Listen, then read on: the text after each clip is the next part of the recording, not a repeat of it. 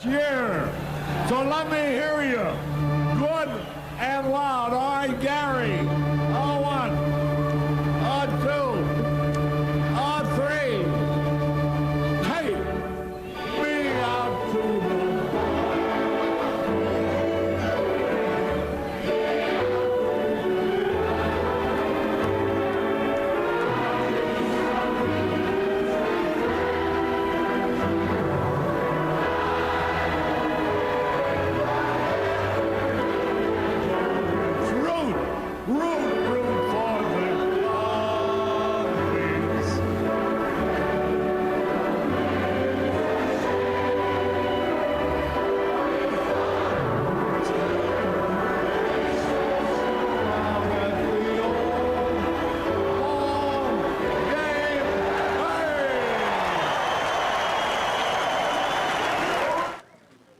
Good morning, Bethlehem. Good morning. Anybody been to Wrigley Field before? Yes, you know Harry Carey. Special tribute to a special day. It is so good to be with all of you. We have so much in store for this, our third lay formation gathering in the Diocese of Bethlehem. I'd like to begin, though, with a prayer. So let us pray.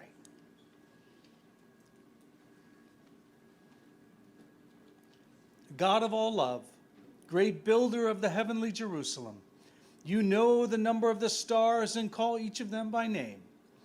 Heal hearts that are broken, gather together those who've been scattered, and enrich us from the plenitude of your eternal wisdom. And the church says, Amen. Now that we've handled the administrative details, I'd like to turn our attention now to the somewhat subtle and understated theme of the event today, which I think is the importance of well-formed lay order to the Episcopal Church, especially as the church continues to evolve and adjust to the world around it. I am strengthened in my ministry, learning from each of you every single day about the importance of the church to you. I love when you come up and tell me these stories. It really lifts me up. The love, the joy, the hurt, the pain. I celebrate it all because I understand that it's the lens through which we proclaim the gospel in the world. Our experiences, our love, and our pain is how we express being ministers in the world. You all came here today, I think in some part, because you're curious. I love curious people. No one forced you to come, right? A couple of you were drivers, I get it. But no one really forced you to come per se. You're not being paid to be here. You came here because you care. You care about the future of your parish and the future of your own ministry. You care about your community and the way it manifests itself in the world. You came because you're curious and you care. I love that, and I thank you for all of that. Throughout this day, you're going to feed your curiosity in sessions on a variety of topics. You'll hear from Bishop Audrey and Bishop Kevin about their perspectives of the importance of lay leaders, both now and in the future. We'll share a meal, we'll worship, we'll sing. Well, most of us will sing. I'm not singing. I don't sing. And you'll get to catch up with some old friends and hopefully make some new ones. And I pray you go home at the end of today feeling restored, inspired, with ideas about your own ministry and the ministry of your parish, and how that connects to the mission of the church. You're next going to hear directly from 4 lay leaders about their ministry and what it means to them. This morning, Steve Doster from St. Luke's in Lebanon will start us off. Following Steve is Doreen Tobin from the St. Barnabas Center in Kutztown. And following Doreen is Sara and Michael Grady from Grace Church in Kingston. I am super excited that you get to hear from them this morning. These are 4 people who inspire me every time I talk to them, and they motivate me with their commitment to proclaiming the gospel and promoting justice, peace, and love in this world. So we're going to start with Steve.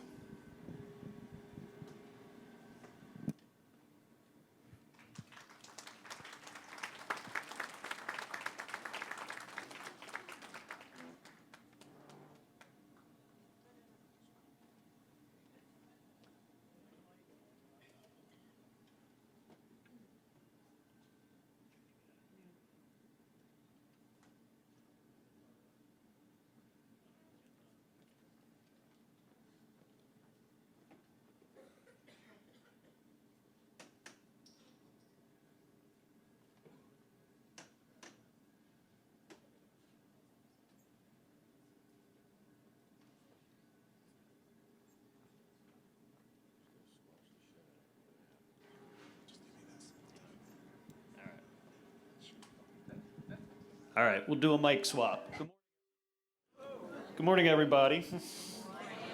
I got to figure out where I can stand here. As Steve said, my name is Steve Doster, and I'm the senior warden at St. Luke's in Lebanon. Steve asked me to share a couple thoughts on programs and ministries that we're doing in Lebanon and how, what my connection has been to those. I want to start by seeing, when you say the best things in life are free, let's remember that, because we're going to come back to that.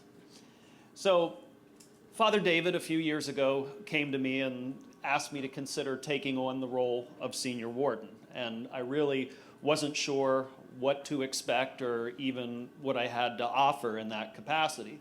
I wasn't raised in an overly religious home. I went to church sometimes with an aunt.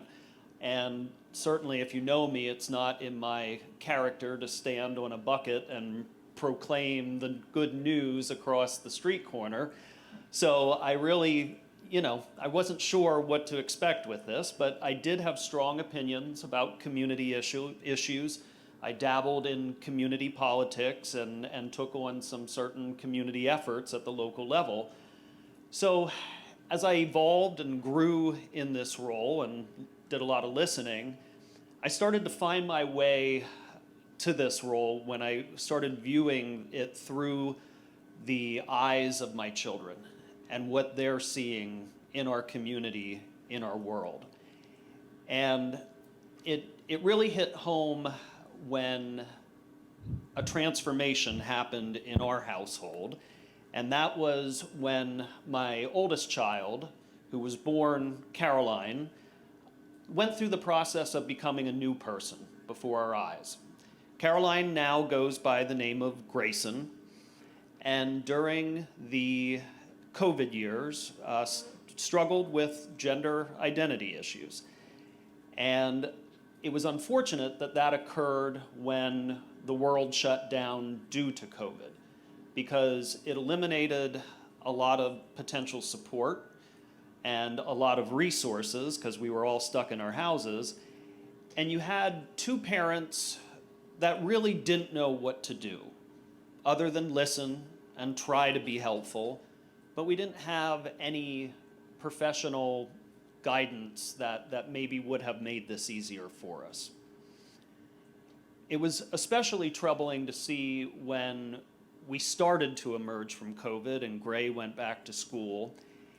It was hard to see, even in today's day and age, how someone who was different can be treated so poorly in a public school setting. I won't go into the details, but graffiti on school property with derogatory terms, it really cut to the heart, cut to a parent's heart. And it didn't help that during this time period, the politics of our country continued to spiral downward and go for the gutter. And really, for a family who was struggling to come to terms with this on their own right, for a father who was struggling to call their child by their new name, it wasn't helpful to hear our politicians deciding to weigh in and telling us what we should think or not think and what they believe to be reality when there's a fairly good chance they're not dealing with this in their own home. But it was a blessing as I got used to calling my child Gray, it was a blessing to have a church like St. Luke's where Gray could be Gray. So when COVID got behind us and we started as a parish to look out at what was possible coming out of COVID, knowing that we unfortunately lost members due to just, they're out of the habit coming to church, or unfortunately, like all of you, you probably lost members to the pandemic themselves, and they went on to see God. And we knew we had to reassert ourselves into the community. We had to show life in the parish. We had to get out and broadcast what we're about. So we had conversations about how we're going to make a difference. And we knew we didn't want to be duplicative of what other churches are doing. We didn't want to just call something our own and leave the church down the way they're doing the same thing. So we sought out community partnerships. And we worked with other churches and other organizations to determine how best we can serve Lebanon County. With one goal, with one particular thing that I think makes St. Luke's and all our Episcopal churches very special. In Lebanon County, St. Luke's is the only Episcopal church in our county. And I feel that that's a very special distinction because we're a light in the wilderness on a lot of these issues, especially when we're respecting the dignity of every human being. And we're loving our neighbors, all of our neighbors, as being who they are in their authentic selves. That is the role that we had a unique role to play in our county. So with all of that, I now had a clear vision of what I could offer as senior warden. It was a blending of my professional skills from my day job, which is a lobbyist. I'm used to bringing people together. I'm used to having conversations of how we can push something forward. It was lived experience with my child, and it was a long-time desire to make a difference in the community. And this confluence of circumstances within me explains the passion that I have for the work that we're doing there. And I'd like to just detail you one. So we're on the issue of LGBTQ outreach. Unfortunately, there was some support in Lebanon County prior to the pandemic, but when everything closed down, that went away. So families like mine, we did some Zoom things with a Lancaster-based group, but there was nothing homegrown. So we started to think, how can we insert ourselves? How can we get momentum going back in Lebanon County to support the LGBT community there? So we quickly explored some partnerships of people who had been in this space before us, organizations like our Sexual Assault Resource Center, or SARC. We also started to reach out and do some groundwork with different LGBTQ organizations. And we found a willing partner in the LGBTQ Center of Greater Reading. And with their guidance, we very quickly hosted a community forum and invited the LGBT community into Lebanon, or into our parish. And we asked them, how can we help? What do you need? And their answer was twofold. It was, one, we need a greater sense of community. There are very little options here. And then secondly, it would be great to have on-site resources that we're not going to Harrisburg, we're not going to Reading, we're not going to Lancaster. So St. Luke's role in all of this, these are great organizations who have a long track record of serving members of the LGBT community. But St. Luke's, we decided, could outwardly serve as the spiritual partner in this effort, the home for all people, regardless of your sexuality, regardless of how you identify. That's what led us to do our first ever Pride service last June, in which we invited the community in, and it was part of our official Pride Day in Lebanon. Later that fall, we opened the Lebanon Center of the LGBTQ Center of Greater Reading. And today they offer a handful of different support groups targeted to veterans, targeted to youth, targeted to a whole host of other special niches, special categories. And then throughout the fall and winter, we started opening different programs, whether it's hosting the Harrisburg Gay Men's Choir to come sing, the Central Pennsylvania Women's Chorus. We hosted recently for our own parish a conversation around gender-affirming care and what the Episcopal Church's position is on that issue. It's all a sense of knocking down barriers and building understanding so that there is not this wedge that is artificially keeping us apart. Later this fall, we're going to be very happy to host Dr. David Gushee from Mercer University in Atlanta, Georgia, who wrote the book, Changing Our Minds, about the full inclusion of LGBTQ in our worship communities. You'll be receiving an invitation to that, and we hope you'll all come to St. Luke's in Lebanon. It'll be a 2-day seminar led by Dr. Gushee. I also want to comment very quickly, I know I'm running out of time, Steve. The other thing that we realized coming out of COVID was, with our numbers dwindling, that we needed to seek other partnerships with our Episcopal neighbors. And if you know anything about the boundaries of the Diocese of Bethlehem, we're sort of gerrymandered out into the corner. So our next door neighbors are actually part of another diocese. So when Father David and St. Luke's were on sabbatical last year and we were redetermining priorities for the future of our parish, one of our supply clergy was actually the rector of our neighboring parish at Hope Church. Through that process, our relationship with Hope Church has blossomed. We are now collaborating on shared ministry and special efforts like the Medical Debt Relief Initiative that you probably saw in the diocesan newsletters. And we were so pleased that both dioceses contributed to that. And just a few months ago, we did have both Bishop Kevin and Bishop Audrey there to celebrate that. At the time, we thought that was going to alleviate $3 million in medical debt, but we just crunched the final numbers, and that number is more like $5 million of medical debt has been abolished. And we kept saying through the entire process, it is amazing what we can accomplish when we work together. So I share all this because I really have come to deeply respect the absolute need for the Episcopal Church in our communities and our country. In a world that appears to be becoming more and more divided every day, we need those entities that bring us all together. And the Episcopal Church is just that. Sorry. But the work that we do, we need leaders to do it. We need people to find their voice and make a difference in their community. As Father David and Mother Mary can attest, my voice is very outward and very public. But there are so many opportunities to find your passion.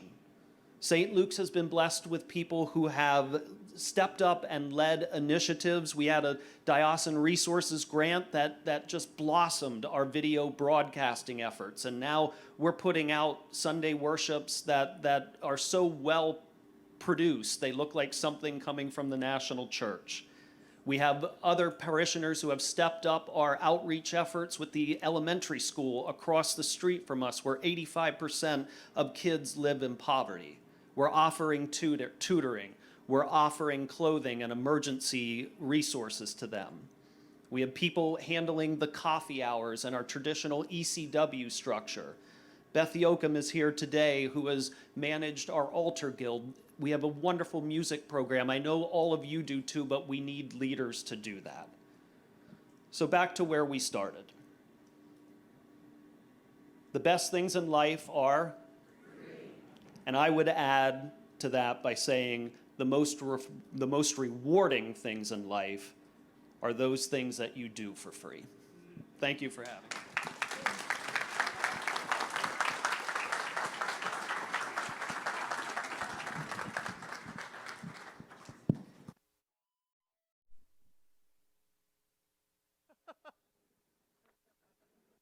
Gosh.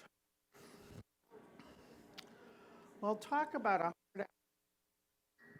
Thank you, Steve. those were very inspiring remarks, and it gives me a goalpost from where I stand. I'm going to take a little turn in terms of my remarks. When Steve asked us to speak, he asked us to consider and perhaps rethink the importance of our ministry and frame the importance of lay leader formation in the future church. So I'm going to talk from a very personal perspective. As Steve said, my name is Doreen Tobin, and my backstory is this. I'm a retired university administrator, most recently from East Stroudsburg University, where I was the vice president for student affairs. I'm the mother of 3 and the grandmother of 2, and those people are my heart. St. Barnabas in Kutztown is where I found my spiritual home, and that's been since expanded to my involvement in St. Margaret's Parish in Emmaus. At Kutztown, just prior to its closing, I served as a senior warden for several years, and with my dearest friend, Pat Brown, spearheaded the initiative to propose a conversion of St. Barnabas into a spiritual and community center. I currently serve as the center's co-director, board chair, program architect, planner, doer. You know, one of those, a little bit of everything kind of people. My degrees are in counseling and in adult education, and I would say to you that those have been invaluable in the work that I do today. And I have a long career in the helping professions, and I really try to remain active in professional circles and service organizations. So my friends and my family say I flunked retirement, and they're right.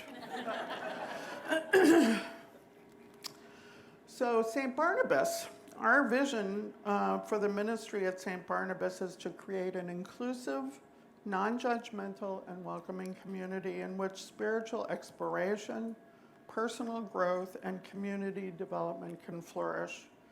And we strive to offer a transformative approach to spiritual and community development through creative programming, services, advocacy initiatives, say that 3 times, and strive to empower area residents of all ages to engage in activities that strengthen their relationship with the holy. Not my definition, their definition. Promote social justice and improve health and well-being of the individual and our community. I have to say, I really love our mission statement. And I feel so very blessed. We have a founding board that crafted this mission and left so much space in which we could serve people. We work to produce programming every day that demonstrates a deep reverence and care for God's creation. It helps us delve into Christ's teaching in many different forms, both in person and online, and it empowers us to challenge and dismantle the destructive and demeaning messages around us. And Steve, you articulated many of them. I was asked to speak about lay formation and my leadership. I had to look some things up. And I found that as lay ministry is considered the work of all the members according to the Common Book of Prayer, Book of Common Prayer, page 855, you can check it. And honestly, and quite frankly, that call to service really resonated with me personally as far back as I can remember. I believe it's sort of etched into my DNA, hence the workaholism. And it corresponds to the values that I hold personally. And I have the magic 8 I want to talk to you about, because I think they're important things to consider as we consider how we engage in our work. I don't believe in just showing up for picture day. If I'm going to join an organization, I'm going to be present and I'm going to be active. I try to demonstrate in word and actions my recognition of God's gifts and opportunities, and that means I have to live my Christian commitment out loud and in action. I believe that the greatest gift that I can give another human being is rapt attention. That means not listening just with my ears, but with my whole person, so that I can honor who you are and our relationship. I hold a deep belief in the value of work I am doing, regardless of the minor obstacles. And if you've ever met a persistent person, here she is. And my motto is, choose to do the next right thing. I try to live in deep gratitude for the experiences, this experience, the learning, the people, the progress I and we can make with God's guidance and support. I also recognize that I'm deeply flawed, but believe that I truly can grow through this work and practice with the practice of humility, accountability, and openness to new ways of being. I must recognize that all things will grow in God's time, not mine. Not every program that we produce is going to bring a big audience in, but seeds are always planted. And lastly, I can't give from an empty bucket. Spiritual and physical self-care, healthy boundaries, and accountability partners who tap me on the shoulder and tell me when I'm out of control are really important in terms of keeping balance. I believe that the most significant role I can play as a leader in the church is to engage people where they are. And I've learned that really through the St. Barnabas Center. We have met so many people who are lonely, wounded, suspicious, overwhelmed, and others who simply have not been exposed to formal religious education, training, or practices of any kind in any denomination. There are many people out there, you know them, I know them, they have great big holes right here, right? And they're waiting to fill them. And our society tells them to fill it with substances and possessions and status and all these things. We really can't expect our ordained ministry to handle the immense burden of ministering to all those people. My job as a lay leader, as I see it, is to authentically share myself, God's good news, and help fellow travelers find better pathways to meet their needs. I believe our actions as lay leaders include simple but very powerful actions, such as being present, showing up in our communities, not just in our churches, but in other spaces, in other people's spaces, forging partnerships with the likely and the unlikely, giving and serving without expectation, recognizing the gaps in well-being in our community and our persons, offering pathways for support and skill building that are means for planting seeds for future growth. I believe very strongly that there's a need for spiritual development over our lifetimes. And it's evident that fewer people are responding to the traditional constructs of organized religion. I think many of us have been very fearful about the changes happening around us in our parishes. I know I did when we had to close St. Barnabas. That's natural, it's human, but change brings opportunity. If we let go and let God, we'll find, and that's a lovely 12-step construct that I hold very dear. It means trust in the way that God is moving us. We can discover new pathways and that can be truly more fitting to our circumstances, fill us with hope and new life, as well as allow us to better meet the needs of the people around us. It's not serendipity when over time things begin to coalesce. Faith, connections, partnerships, openness, all of these things breed more opportunities. The feedback that we've received at the center is sort of astonishing. People have been very positive about their interactions with us. The recognition, support, and engagement from unchurched people and people from other denominations has really, truly been very exciting. And others have sought us out wanting to partner with us. That says to me we're on a pretty good path. We must be vigilant and ready to respond when opportunities present themselves. And sometimes that's tough with such small numbers doing the work. But remember that story about keeping our lamps trimmed for the bridegroom's arrival? I believe that. We have to be able to move when the opportunity is presented to us. I believe we're here today because there's so much work to do, and we seek inspiration.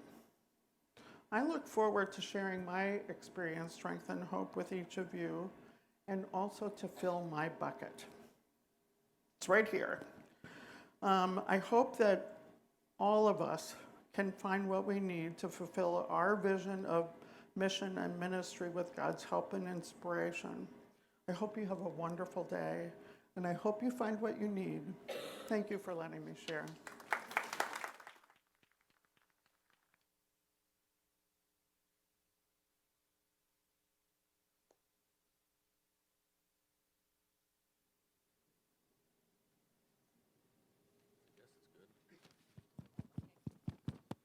This is working. Is yours working now? There you go. I'll step away from you. No, step away because you got the microphone on. It says start here. By the way, Steve and Sandy at diobeth.org asked for this. I'm just going to point this out. They asked for us to do this together. Just so you know, it's not Abbott and Costello. It's not the. It's not Statler and Waldorf up in the balcony right now. It's just a normal interaction, and I'll explain later. So good morning. My name is Michael Grady. I'm supposed to introduce myself as per the outline I was given. I am a Army veteran, OEF, Afghanistan 13 and 14, OAW, Operation Always Welcome, 2022-2023. It was kind of a full circle event where from being in Afghanistan to now refugees, well, allies, as I was told to call them, refugees coming in and getting placement in a place where they were promised after 20 years of war. I am an EMT. I no longer do it actively. I am an Army Reserve Administrator, so I do Army full-time. So if I say things, if acronyms shout out of my mouth, I do apologize. Just realize that I know what they mean, but I don't know how to explain them sometimes because there's so many that are the same. So, yeah, so that's me. And who are you? Good morning.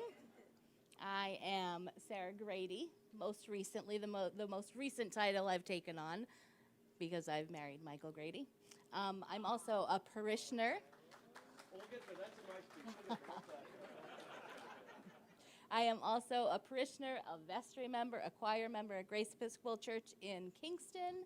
I'm on diocesan council. I am the convener of convocation number 2.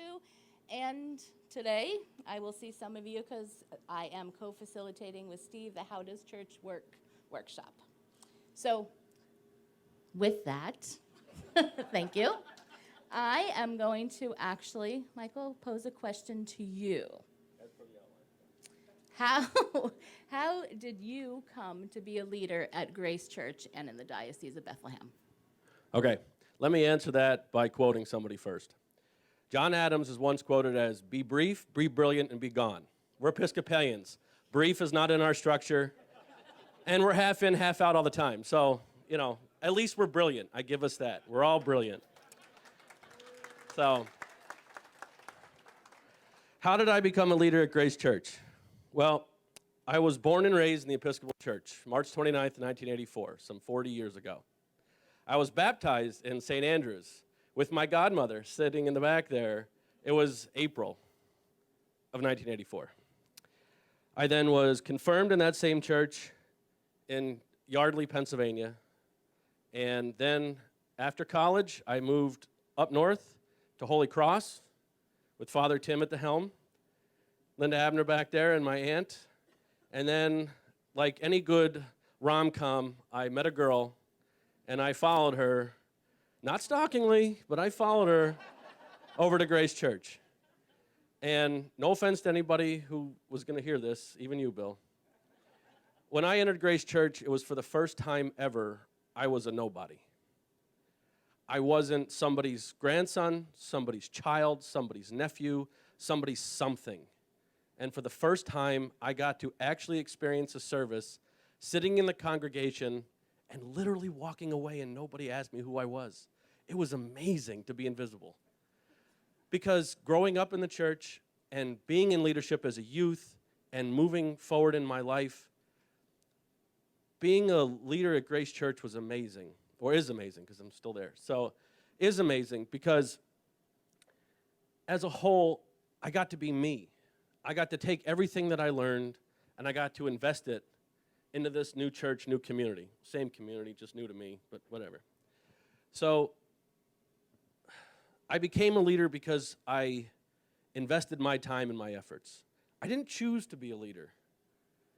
I didn't choose to be. It was individuals that asked me who I was, not who I was, what I wanted, and how did I want to make it happen.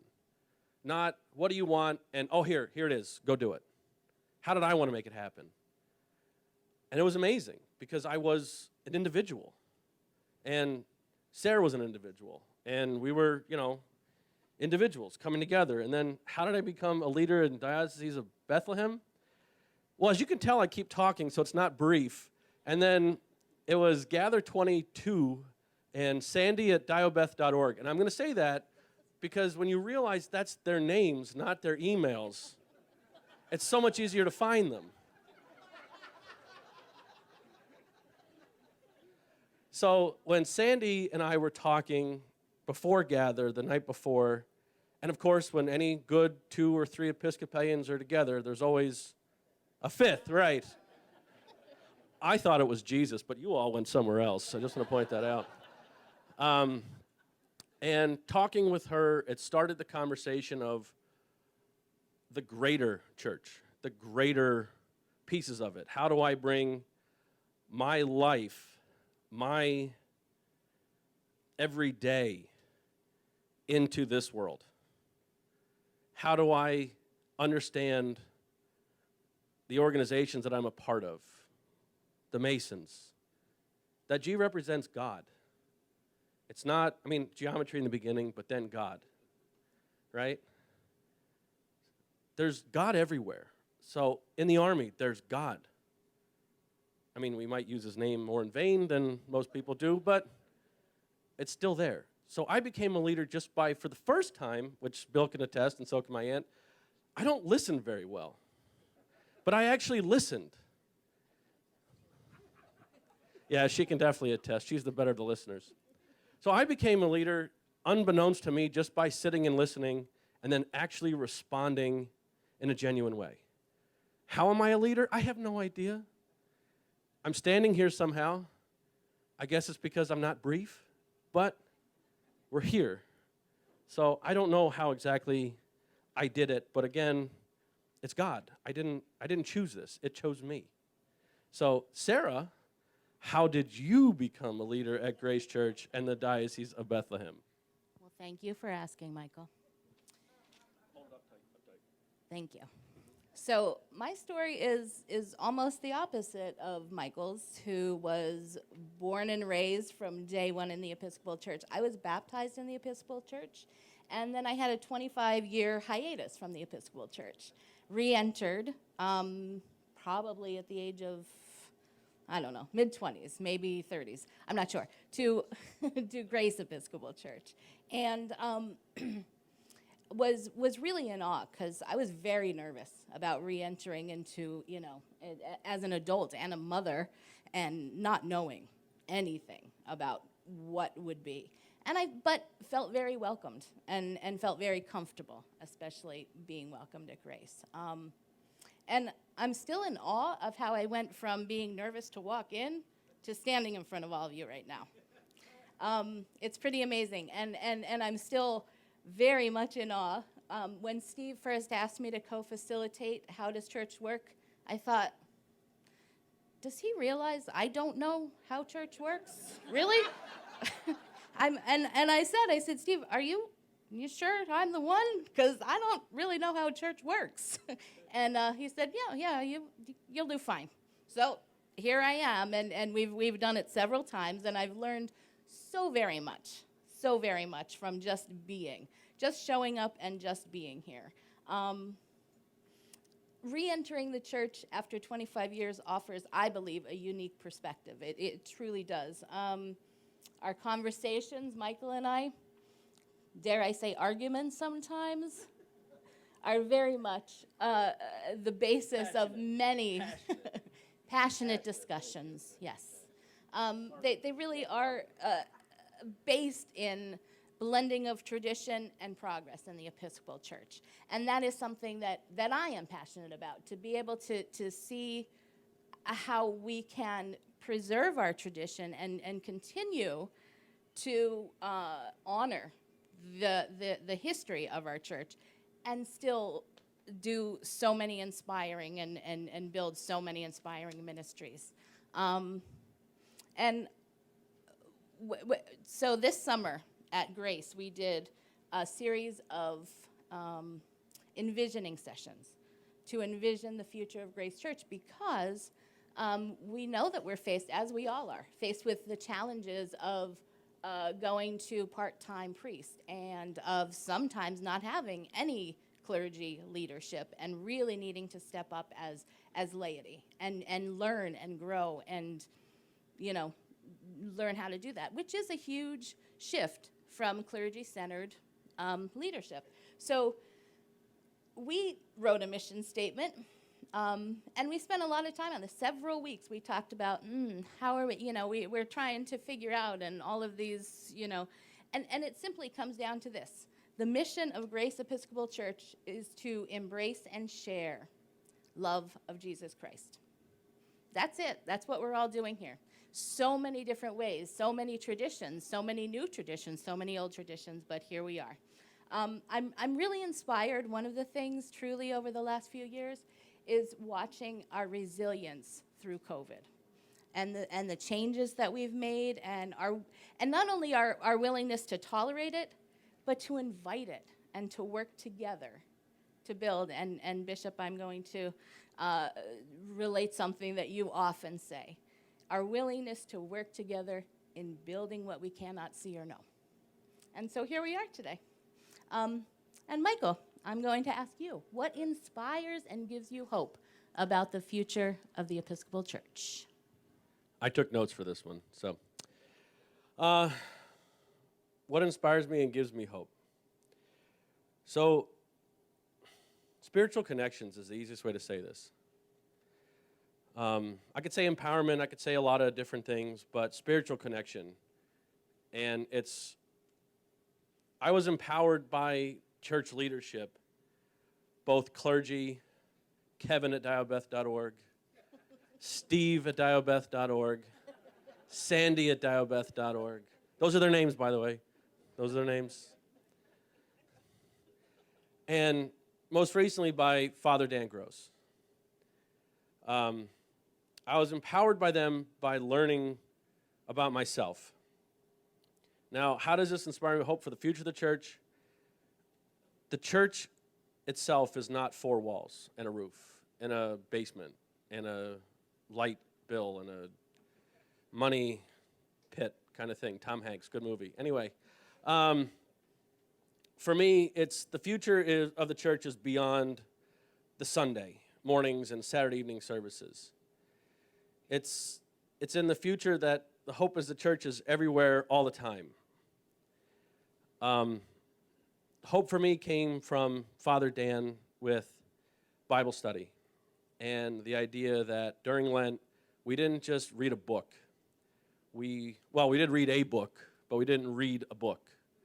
We read the Bible, and we took passages from the Bible that inspired us, and we discussed those. And I waited my turn. I let everyone else speak because I'm not good at that, as you can all hear from this. And when it was my turn to figure out my passage, it was 1 Samuel, I think it was chapter 3. I'm so like in my head right now. But it's about the calling, right? This kid running to his mentor after he heard a voice that called out his name, and it took both of them 3 chances to figure out what the heck was going on. And obviously the kid didn't know, but the leader did. And finally he said, when you hear this calling, say, here I am. I am terrible at listening. Terrible. Ask my buddies in the army. I'm more the person that's yelling back. Who is that? Be quiet. Stop talking to me. I'm trying to sleep. You know? But that tracks back to service, the golf course, the Masons. These conversations are happening all the time, and my soldiers are actually asking me about my beliefs, my religion, which I keep telling them is their religion too, because the word is Christian. It's not just one big thing. It's not Roman versus Episcopal versus whatever. It's all of us together, right? Because we all believe in God at some point, whether it's all the time or sometimes. We all believe there. And for them to ask these questions, it gives me hope that these individuals, these men and women, are discovering their own callings. They're discovering the fact that it's not just in those 4 walls. It's out in the field where we're fighting together, living together, doing some stupid things together, but we're doing it together. And the other thing, too, is being able to share openly prayer with everyone and anyone that's there with us. I mean, I'm excited to be here at Gather. I know there's going to be a lot of praying, a lot of different things. But if you don't mind, now that I said that, I have one. I stole it from the internet, but it's still good. So I added commas, so it's more mine than theirs. I know, but whatever. So, hold on. So join me in this, if you will. Heavenly Father, we come before you today in humility and faith. We thank you for all you have given us and the many blessings in our lives. We ask for your guidance and strength. Show us the way and fill us with courage and wisdom. Help us to remember your love and grace and to be faithful in our service to you. Give us the patience and understanding to face life's challenges with grace. We ask these things in your name. Amen. And we'll all be followed by Steve Baker.